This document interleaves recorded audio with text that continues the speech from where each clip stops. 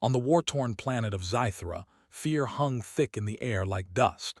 Cities were fortified, streets were empty unless absolutely necessary, and whispers followed every shadow. The Virithians, a species of alien beings, were the reason behind this fear. They were strong, agile, and most importantly, their touch carried a terrifying power. One wrong contact, one careless moment, and it could hurt or even kill. Among them, there was one who was feared more than any other. Her name was Lyra. She moved through the world like a ghost, always avoiding crowds, always watched from a distance, always alone. People said that even seeing her was unlucky. Children were warned to hide if she passed by. Merchants closed their shutters. Soldiers looked the other way. She had earned this reputation because she had survived, and every survival story involved pain, death, and fear. Lyra had learned long ago that fear was easier than friendship. It kept her alive. It kept people away. It kept her heart hidden. She had never trusted anyone, not even her own kind. And yet, for all her caution, she could not avoid the humans when they arrived on Zythera. Humans were curious and brave, or perhaps foolish. They came to Zythera under the banner of diplomacy, seeking alliances and treaties. Among them was Captain Ethan Cole, a man known for his calmness under pressure, his steady eyes, and his unwavering courage. He had seen the stories of Lyra, of course. Every officer had. Everyone had prepared themselves to avoid her, to keep a safe distance. But Ethan had a habit of looking past fear. Where others saw danger, he looked for understanding. Where others saw a weapon, he saw a being with a story. The first encounter happened on a day when the sky was thick with smoke, a result of skirmishes between Virithian rebels and planetary security forces. Lyra had been cornered in an abandoned building while scavenging for supplies. She had managed to avoid capture countless times before, but today, fate had other plans. The building trembled as gunfire rattled its walls, and suddenly the ceiling collapsed. Rocks and debris fell around her, pinning her in place. Her heart raced, not from fear but from instinct. Strike or be struck, escape or die. That's when Ethan arrived. He didn't hesitate. While his team shouted warnings, he ran into the building without armor, without hesitation, just straight into the chaos. He shouted her name, not with anger or command, but with concern. Lyra froze. Her instincts screamed to attack, to defend herself. But the human did not flinch. His eyes were steady, calm, almost kind. Ethan lifted the rubble with human strength, his fingers brushing against her arm. Normally, she would have reacted immediately, lashing out in pain. But something was different. He didn't pull away. He didn't scream. He didn't flinch. He looked at her with a mixture of curiosity and compassion. "I won't hurt you," he said simply. And for the first time in her life, Lyra believed it. When they reached safety, Lyra struggled to move, to speak, to trust. Her powers were dangerous, unpredictable, and she feared she could harm him without meaning to. Ethan knelt beside her, gently offering food and water. He spoke softly, asking questions about her life, her fears, and her dreams. Every word was deliberate, careful, and without judgment. Lyra had never experienced this before. People usually screamed at her, fled from her, or tried to trap her. No one had ever sat beside her and simply listened. Days passed, and Ethan stayed by her side. He never forced her to speak, never demanded she use her powers, never treated her as a weapon or a monster. He showed her small acts of kindness. He shared food he had brought, helped her navigate the city without drawing attention, and even joked about minor dangers in ways that made her laugh quietly for the first time in years. Each moment chipped away at the walls around Lyra's heart. Each act of patience and understanding made her wonder if perhaps humans were not entirely dangerous, but fear still lingered.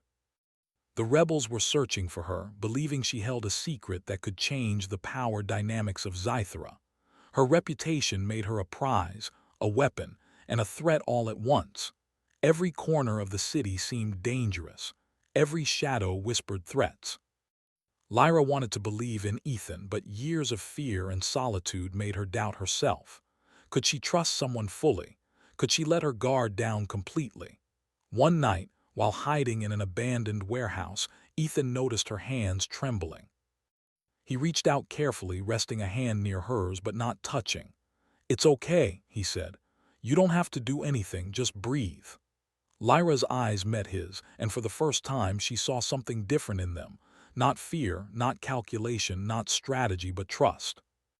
And slowly, almost painfully, she allowed herself to feel something unfamiliar: hope. Their time together wasn't without challenges. There were moments when Lyra would pull away, moments when a simple touch of his hand made her flinch. The human's presence was a mixture of comfort and danger, and she was always aware that a single misstep could bring catastrophe. But Ethan never pushed. He was steady, like a rock in a storm, allowing her to approach him on her own terms. One morning, as dawn broke over the jagged skyline of Krillian, they were ambushed by a group of rebels. Lyra's first instinct was to strike, to use her powers to defend herself, to fight. But Ethan grabbed her arm, steadying her. "Wait," he said. "We can handle this together." The words were simple, but they carried weight. He demonstrated strategy, patience, and careful planning, showing her that strength wasn't just about power. It was about courage, intelligence, and most importantly, restraint. Lyra watched him in action. She had been alone for so long, relying only on fear and raw power. Here was a human who faced danger without fear, who protected her without demanding anything in return. It was confusing. It was inspiring. It was terrifying. And yet she felt drawn to it, to him, to the possibility of something beyond fear. By the end of the skirmish, the rebels were driven away. Lyra had remained in the background, hesitant, unsure, yet she realized that for the first time she hadn't needed to fight. Ethan's courage had shielded her, his kindness had given her a choice. And in that moment, Lyra understood something profound. Fear had always been a prison. Perhaps kindness could be freedom. That night, under the dim light of the warehouse, Lyra looked at Ethan and said softly, "Why are you not afraid?" Her voice trembled, not from fear of him, but from the unfamiliarity of trust. Ethan smiled gently. "Because I see you, not what everyone says you are." "You are not a weapon, Lyra. You are you." Lyra didn't know what to say. Words had always been weapons or excuses or lies, but here was a human who spoke only truth, who offered only care.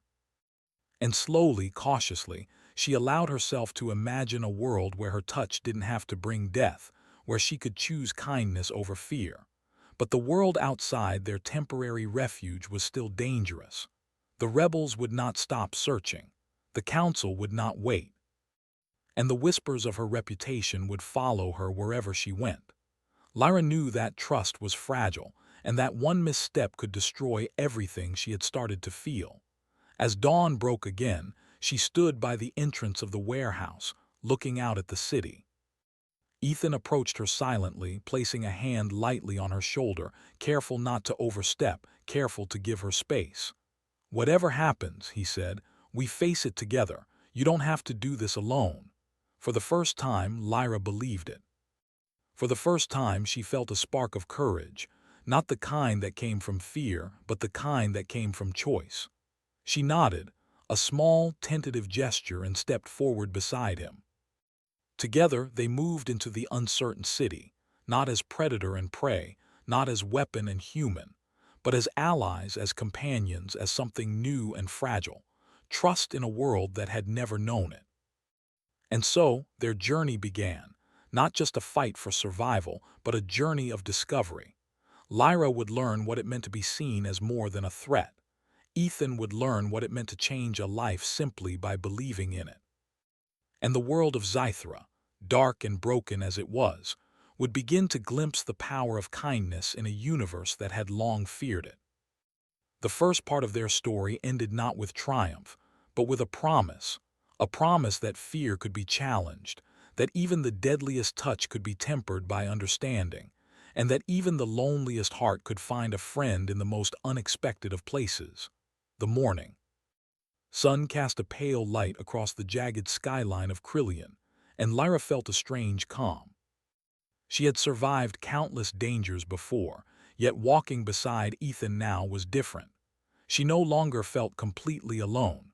The human's presence was steady, a quiet force that seemed to protect her from more than just physical threats. And yet the city outside was still dangerous. The rebels were out there, the council was suspicious, and her own reputation as a weapon of destruction followed her like a shadow. Ethan led the way through narrow alleyways, careful to avoid patrols and rebel scouts. He spoke to her occasionally, not in orders or warnings, but in gentle conversation. "What do you miss?" he asked once, his voice low so that only she could hear. Lyra hesitated. She had never been asked that before. People had always wanted something from her, feared something from her, or used her as a tool. Now, for the first time, someone simply wanted to understand. "I miss not being alone," she whispered, almost embarrassed by the admission. Ethan gave her a small smile, a quiet acknowledgement that didn't demand more words. They moved silently, yet each step brought Lyra a growing sense of trust. Their path led them to a dense forest of crystalline trees at the outskirts of the city. The trees sparkled in the sunlight, their sharp edges reflecting the broken beauty of Scythra. Here, Ethan said, they could rest for a while, but even in this seemingly serene place, danger lurked. Shadows shifted among the crystalline trunks, and Lyra's instincts screamed that they were not alone. Suddenly, a figure emerged from behind the trees, a rebel Virithian, armed and hostile. His eyes locked onto Lyra with a mixture of anger and fear. He had been searching for her for months, and he would not leave without her. Lyra's first reaction was to strike, to use her touch to end the threat immediately, but Ethan stepped forward, calmly raising his hands. "We can do this without killing," he said firmly. His confidence was infectious, even to her. Lyra hesitated. She had always believed her power was meant to defend, to destroy, to survive. But watching Ethan, she realized there might be another way. A controlled pulse of energy emanated from her hands, just enough to knock the rebel off balance, not to harm him. He fell to the ground, stunned but alive. The rebel's shock mirrored her own. Lyra had never tested her control like this before. She looked at Ethan, and he nodded encouragingly, showing her that restraint could be as powerful as fear. They continued their journey through the forest, now more cautious but also more confident. Each step brought new lessons.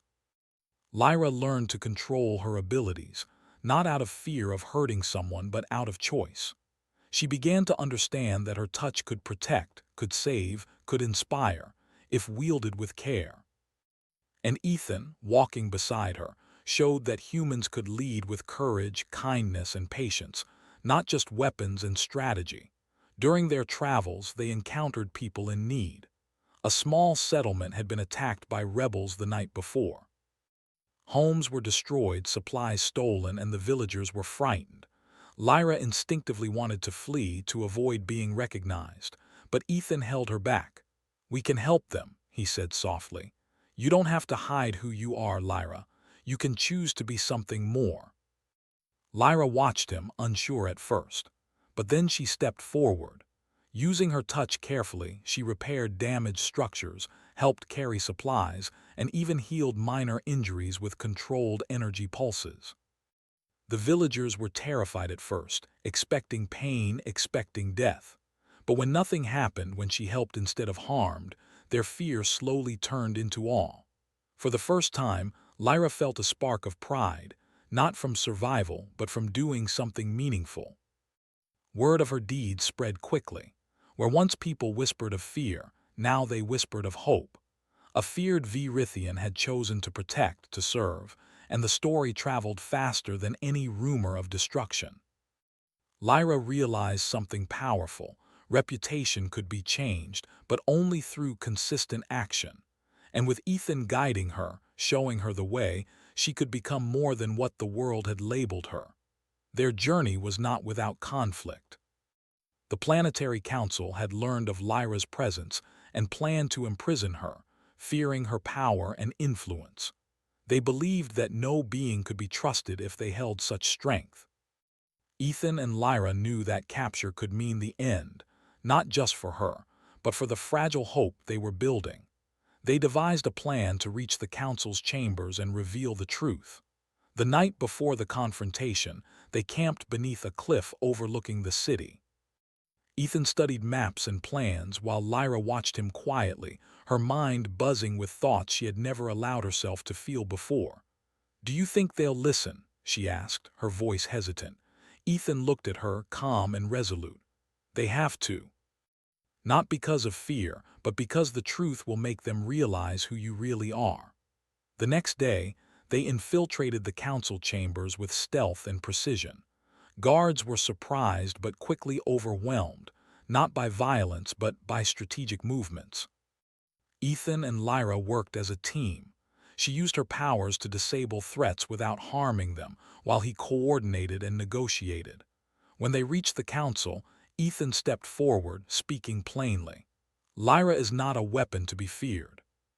She is a being who can choose to protect, to heal, to lead. Punishing her for who she is will only breed more fear and destruction." Lyra added her own voice, steady and clear. "I have lived in fear, in isolation because of what people thought I was, but I choose my own path. I will not be used to harm. I will not let fear define me." The council members were silent, stunned. Never had they seen a Virithian speak so openly, and never had they seen a human advocate with such conviction. After tense deliberation, the council agreed to release Lyra and to recognize her as a protector, not a threat. Rebels who sought to exploit her were exposed, and the settlement she had helped began to rebuild, inspired by her actions. Lyra had transformed from a figure of fear to a symbol of hope, and Ethan had been at her side through it all, a steady reminder that kindness could be stronger than fear.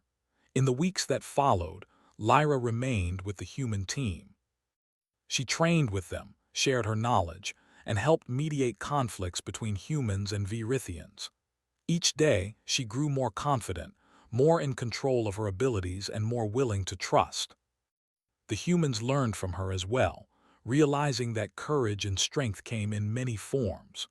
One evening, as the sun set over the crystalline forests, Lyra and Ethan sat together quietly. For the first time, she felt safe enough to rest her head against his shoulder, a simple gesture that carried immense meaning. "Thank you," she whispered.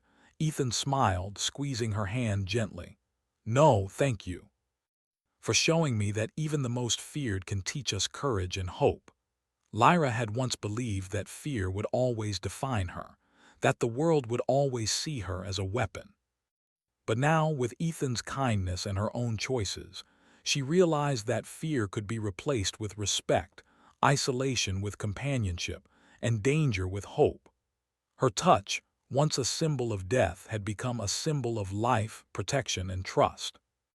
And as the stars rose over Scythra, casting silver light on the jagged landscape, Lyra and Ethan looked out together, knowing that their journey was far from over. There would always be challenges, always be danger, always be whispers of fear. But now they faced the future together, one guided by courage, shaped by kindness, and strengthened by a bond that neither fear nor reputation could break. In the end, the most terrifying being on Scythra had become the most inspiring. And the human who had chosen to embrace her with kindness had changed not just her life, but the lives of everyone around them. The world had learned an important lesson, that even the deadliest touch could be tempered by a human heart, and even the loneliest soul could find friendship in the most unexpected place.